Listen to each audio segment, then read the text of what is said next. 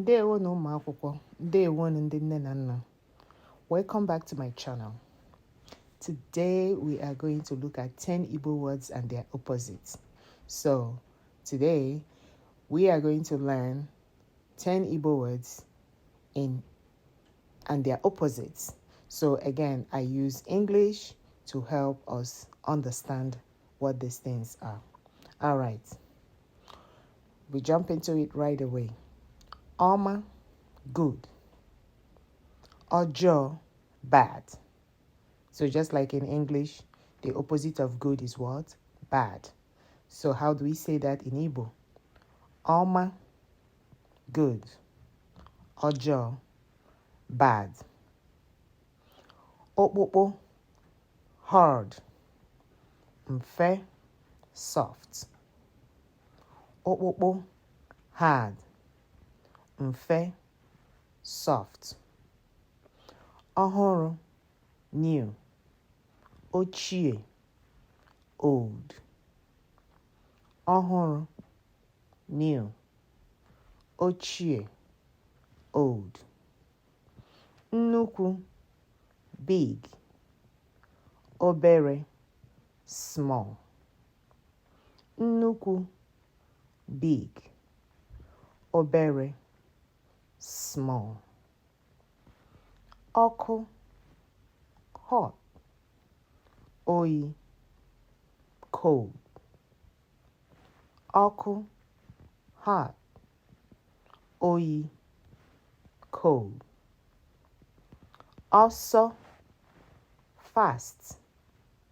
Nwayọọ, slow. Ọsọ, fast. Nwayọọ, slow. Elu, up. Ala, down.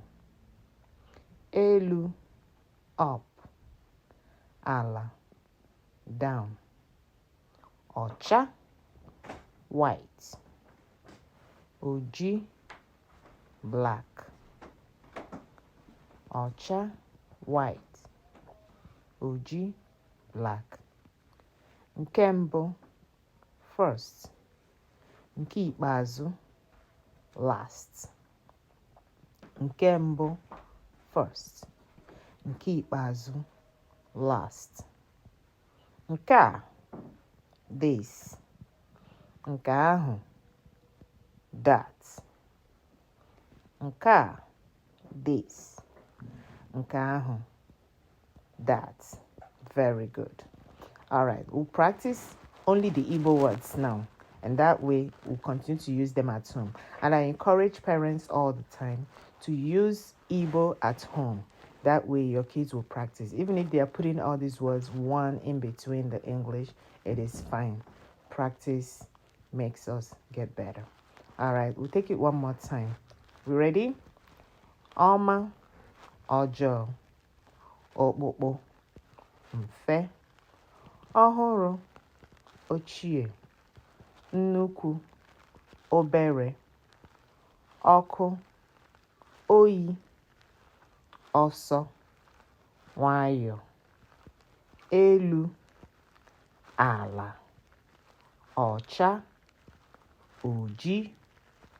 Nke mbụ, nke ikpeazụ. Nke a, nke ahụ. Ka emesịa.